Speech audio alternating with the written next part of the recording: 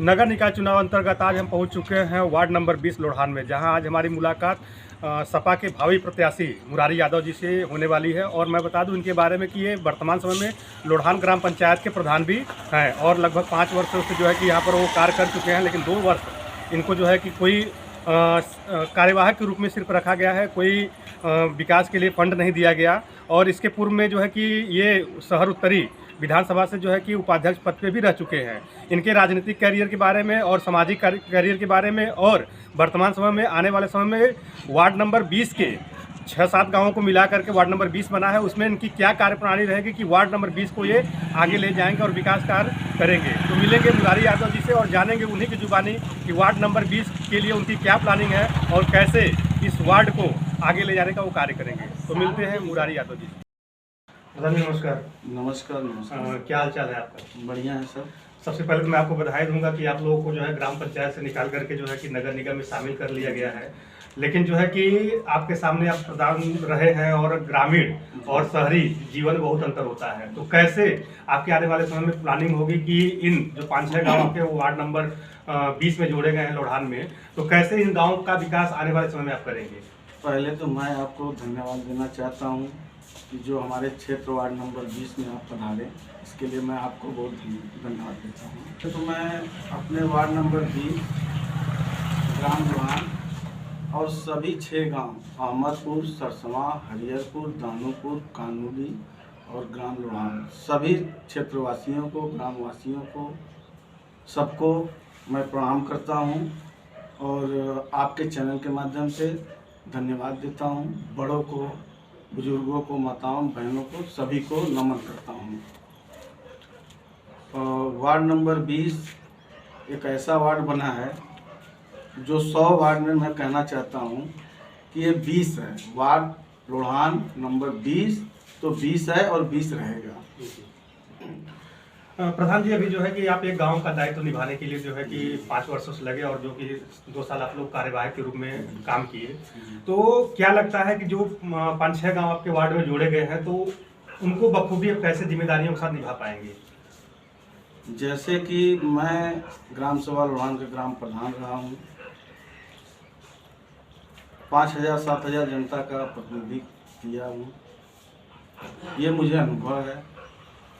और गाँव सभा लोढ़ान में जो कार्य किया ये सभी लोग जानते हैं, बताने का कोई ज़रूरत नहीं है। अब 5 गांव मिला के हमारा लोढ़ान वार्ड 6 गांव हो गया है। अब 6 गांव का भी विकास मैं उसी तरह तहे दिल से करूंगा जिस तरह लोढ़ान गाँव सभा का विकास मैंने किया है। प्रधान जी, अभी भी जो है कि शहर और ग्राम पंचायत में बहुत अंतर है। शहरी जीवन जीना और नगरीय जीवन जीना, ग्रामीण जीवन जीना जो है कि काफ़ी डिफरेंट तरीका है लोगों का। लेकिन अगर हम लोग जो है कि ये बस 1 किलोमीटर आगे चले जाएं आपके वार्ड से, तो वहाँ का लाइफ स्टाइल और आपके 1 किलोमीटर इधर आ जाए तो वहाँ की लाइफ स्टाइल में ज़मीन आसमान का अंतर है। तो क्या आने वाले समय में नगर निगम में आने से क्या यहाँ के लोगों का भी जो है कि जीवन शैली बदलेगा कि उसी तरह से चलता रहेगा? नहीं, बिल्कुल। हम तो यही कहेंगे, हमारा यही प्रयास रहेगा कि जो ग्राम सभा लोढ़ान सभी क्षेत्रवासी वार्ड नंबर 20 बना है वो शहर की तरह विकास करे, शहर की तरह लोगों का जो है जीवन यापन हो, जो सुविधाएं न हो वो लोगों तक तो पहुँचाया जाए। जैसे शिक्षा का अभाव है अभी भी, उसको हर स्कूल, हर जो है प्राथमिक विद्यालय सबको सुधारा जाए, इंग्लिश मीडियम बनाया जाए ताकि गरीब बच्चे पढ़ लें, शिक्षा पूरा कर लें। अभी विगत दिनों हमारे एक पत्रकार ने जो है कि सरसमा, कानूडी और दामदूपुर में वहाँ का समीकरण लिया और देखा कि वहाँ पर अभी भी जो है कि हमें ये नहीं महसूस होता था कि हम लोग शहर के नज़दीक हैं। वहाँ की स्थिति आप देखेंगे तो बहुत ही दयनीय है, ठीक है। लेकिन न तो आज तक उन लोगों के पास आवास है, न तो पीने की सही ढंग से पानी की व्यवस्था है और ना ही वहाँ पर जो है कि बच्चों को पढ़ने के लिए सही ढंग से स्कूल में जाने के लिए सही ढंग से व्यवस्था है। तो क्या लगता है कि जो है कि उन लोगों को ये सुविधाएं आपके पार्षद बनने के बाद मुहैया हो पाएगी? जी बिल्कुल होगा, क्योंकि अगर हम पार्षद बनेंगे तो हम पूरे गांव सभा को मिलाकर वार्ड नंबर 20 बना है, तो बिल्कुल सुविधा देंगे। हम पानी पीने का देंगे, आवास देंगे और शिक्षा का व्यवस्था करेंगे, पढ़ने लिखने का जो भी होगा बच्चों को वो व्यवस्था दी जाएगी और रास्ता भी बनाया जाएगा। जो गली मोहल्ले में रास्ता नहीं है, लोगों को जाने आने में दिक्कतें होती है, जो मान लीजिए कि बारिश के मौसम में लोग पानी में पैर भिगा के चलते हैं, तो ये सब व्यवस्था जो है हम लोग सुधारेंगे और शहरी इलाका जो नगरीय क्षेत्र बनाया गया है उसका पूर्ण रूप से हम लोग विकास करेंगे और हम सब संगठन मिल के, हम सब भाई मिल के उसकी व्यवस्था की जाएगी। जो सरकार की तरफ से पैसा आएगा वो क्षेत्र में लगाया जाएगा। जहाँ तक अपने सरकार की बात कही तो यहाँ पर भारतीय जनता पार्टी का हमेशा जो है कि वर्चस्व रहा है, चाहे वो नगर निगम का विधायकी क्षेत्र देख लीजिए, चाहे पार्षद क्षेत्र देख लीजिए। तो ऐसे में हमने देखा है कि जो अदर पार्टी से पार्षद बनते हैं उनके ऊपर ध्यान नहीं दिया जाएगा सरकार का। तो ऐसे में जो है कि सरकार के ऊपर आप क्या कहना चाहेंगे कि हमारा जो आपका गांव है ये पहली बार जुड़ा है, तो क्या लग रहा है कि आपको सरकार जो है पूरा बजट देगी? देखिए, सरकार को तो बजट देना ही होगा। हम समाजवादी हैं, हमें लड़ना आता है और लेना आता है। अगर हमारी जो हक की लड़ाई है वो हम लड़ के लेंगे। सरकार अगर नहीं भी देगी तो मेरा जो बजट होगा वो मैं तो बजट उतना तो कार्य करूंगा ना, तो उस बजट को लड़ने के लिए हम समाजवादी लड़ के लेंगे और गांव का विकास हर हाल में करेंगे। तो कुछ भी हो जाए उसके लिए हम तैयार हैं। समाजवादी पार्टी मुलायम सिंह यादव जी जो श्रद्धेय रहे हैं और आज दुनिया में नहीं है, उनके नाम से जाना जाता है और उनका परचम जो है कि यही नहीं पूरे विश्व में लहरा, ठीक है।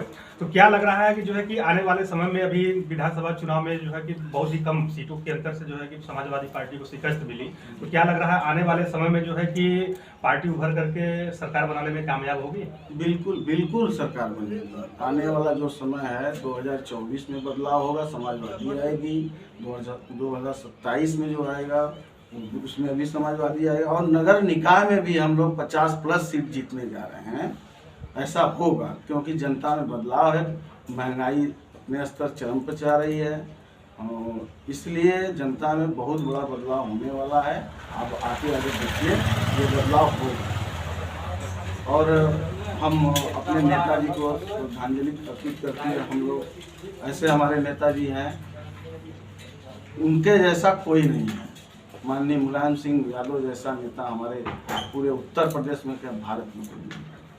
आपने महंगाई की बात कही तो जो है कि महंगाई से याद आया कि सन 2014 से जब उसके पहले कांग्रेस सरकार थी तो महंगाई लोग कहते थे 60 रुपया 65 रुपया पेट्रोल था तो महंगाई लग रही थी लोगों को। आज पेट्रोल प्लस 100+ है, तब भी लोगों को महंगाई नहीं लग रही है, लोग सिर्फ मोदी का गान गा रहे हैं। तो क्या लग रहा है कि जनता किसी लुभावने में जी रही है या जनता को जबरदस्ती जीने के लिए मजबूर किया गया है? जनता को जबरदस्ती जीने के लिए मजबूर किया जा रहा है।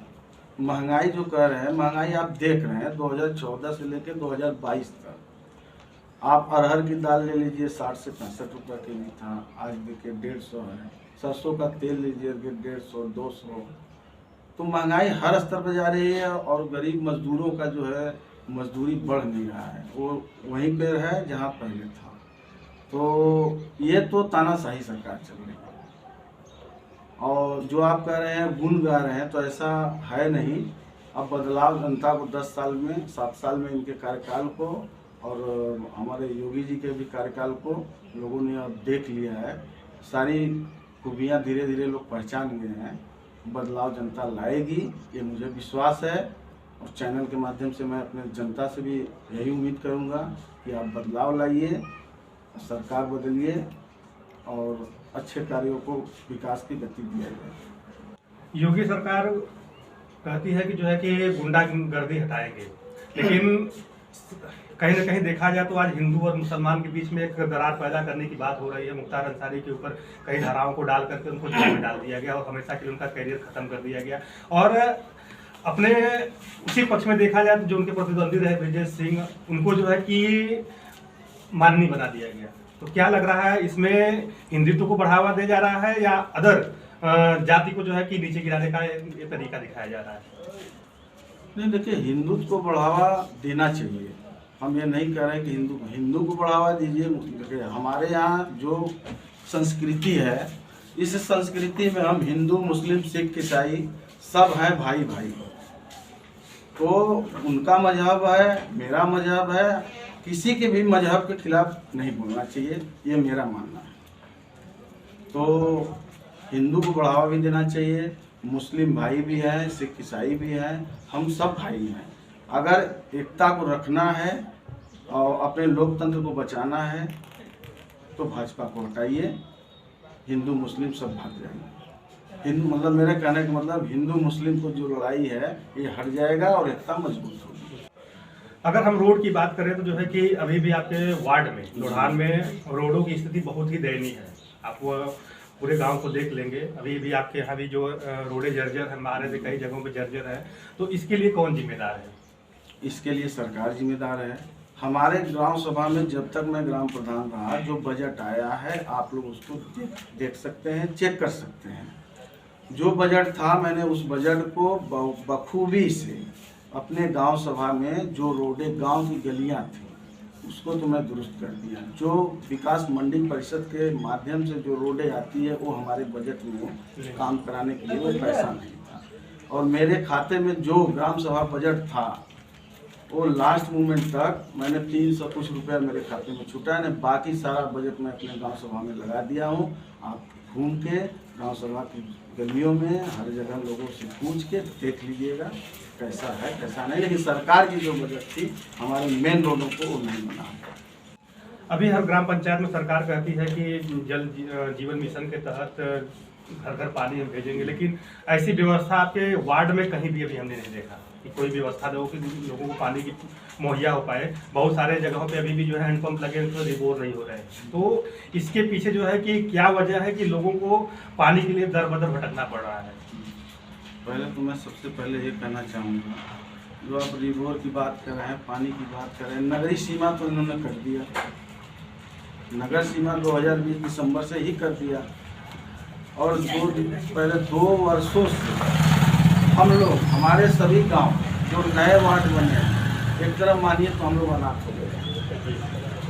2 वर्षों से कोई कार्य नहीं हुआ, न कोई बजट हुआ। सरकार को इसको सोचना चाहिए था और इसको जो नए वार्ड बने थे उसको सरकारी बजट से अपने प्रशासनिक से कार्य कराना चाहिए था। लेकिन हम लोग 2 वर्षों से कोई कार्य नहीं हुआ, ये सभी लोग जानते हैं। हम नहीं, सभी लोग, हमारे सभी क्षेत्रवासी जानते हैं, गांव सभा जानते हैं, लोग जानते हैं, हमारे भाई बंधु सब जानते हैं कि 2 वर्षों से कोई कार्य नहीं है। लोग लिखने के लिए, जाति आय निवास बनवाने के लिए इधर उधर भटक रहे हैं।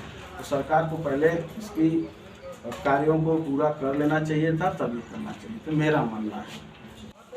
जैसा कि अभी विगत विधानसभा चुनाव में यहाँ के जो विधायक रहे हैं माननीय अनिल राजभर जी, उन्होंने एक फॉर्म सबमिट करवाया था जनता से, जिसको जो है कि कई यहाँ के नागरिकों ने हमको बताया। लेकिन अभी भी जो है कि उनकी सरकार होते हुए उन्हीं के बिरादरी के लोग झुग्गी झोपड़ियों में रहने के लिए विवश हैं और तिरपाल लगा करके इस ठंड में, बरसात में, गर्मी में अपना जीवन यापन कर रहे हैं। तो क्या अभी तक इस योजना पर कार्य हुआ कि नहीं? आप यहाँ के क्षेत्र के निवासी रहे हैं तो आपको पूरी जानकारी होगी। जी, हम कहना चाहते हैं माननीय श्री अनिल मंत्री जी से कि जो आवास का फॉर्म भरवाए थे या वादा किए थे, अभी तक तो हमारे क्षेत्र में उनके वादा के मुताबिक कोई कार्य हुआ नहीं है। आवास की रह गई बात, तो आवास अभी बना नहीं है। हम लोग के माध्यम से जो ग्राम सभा में मिली हुई है वो आवास बना है। मान लीजिए जो आवास मिला 10 तो 5 तो जो भी मिला वो हम लोग दिए हैं। माननीय मंत्री जी का अभी कोई कार्य ऐसा नहीं हुआ है जो आवास बना, और हम लोग देख भी नहीं रहे हैं तो हम लोग कैसे कहें। अभी बनारस में पूरा हमें लगता है उत्तर प्रदेश और भारत में डेंगू का बहुत बड़ा कहर चला और गरीब जनता के जेब खाली भी हो गए, हॉस्पिटलों में आती जाती। और डेंगू के लिए सरकार की तरफ से ना ही विशेष कोई व्यवस्था की गई और ना ही जो है कि सफाई पर ध्यान दिया गया। क्या आपके वार्ड में नगर निगम द्वारा प्रॉपर सफाई होती है? कचरे वगैरह जो है उठाए जाते हैं या ऐसे ही अभी तक चलता है? सरकार द्वारा तो कोई कार्य नहीं किया जा रहा है। जो सरकार की व्यवस्था है, हमने पहले आपने कहा कि हम लोग अनाथ हो गए थे। जब 2020 दिसंबर में हमारी ग्राम प्रधानी या हमारे सभी क्षेत्र नए वार्डों को ग्राम प्रधानी से खत्म कर दिया गया तो हम लोग अनाथ हो गए थे। और सरकार की इसकी पूरी व्यवस्था करनी चाहिए कि सफाई की, जल की जो भी व्यवस्था हम लोगों को रोका गया वो सरकार को करनी चाहिए थी, लेकिन ऐसा हो नहीं रहा है, न हुआ है। हम लोग को जहाँ तक लगता है कि नहीं, अपने हम लोग ग्राम प्रधान रहे हुए हैं तो अपने गांव को कम से कम साफ सफाई करने का दायित्व मेरा बनता है, तो हम लोग कराते रहते हैं। सरकार की तरफ से ऐसी कोई व्यवस्था नहीं है। प्रधान जी, काफ़ी अच्छा लगा आपसे बातचीत करके। हमारे चैनल के माध्यम से अपने वार्ड नंबर 20 के लोढ़ान की जनता को आप क्या संदेश देना चाहेंगे? वार्ड नंबर 20 लोढ़ान की जनता हमारे पिता तुल्य हैं, भाई तुल्य हैं, माता तुल्य हैं। वो हमारे लिए देवता समान है और पूरे वार्ड में लोढ़ान नंबर 20 खाली सिर्फ लोढ़ान नहीं, वो हरिहरपुर, अहमदपुर, सरसवा, कानूडी, दांदूपुर सभी हमारे देवता समान। हमारे वोटर जो हैं, कहते हैं ना कि वोटर हमारे देवता समान है। मैं उनका हाथ जोड़कर धन्यवाद और निवेदन करता हूं, आप सभी लोग मुझे भारी मतों से यहाँ से विजयी बनाएं। मैं इस गांव सभा का पूर्ण रूप से विकास करूंगा, मैं ये शपथ लेता हूँ। अभी हमारी बातचीत हो रही थी ग्राम प्रधान लोढ़ान, और इन्होंने जो है कि वर्तमान समय में रह करके काफ़ी काम भी किया है और अपने 6 गांव जो वार्ड नंबर 20 में है, लोढ़ान में है, उनसे निवेदन किया है कि वो हमें एक बार मौका दें ताकि इस क्षेत्र का, जैसे हमने लोढ़ान का विकास किया उसी तरह पूरे वार्ड का विकास कर सकूं और अपने मिशन को मैं आगे बढ़ा सकूं। तो मिलते हैं किसी अन्य जगह और जानते हैं वहाँ की समस्याओं के बारे में, वहाँ के लोगों के बारे में और उनके राजनीतिक करियर के बारे में। तब तक के लिए नमस्कार।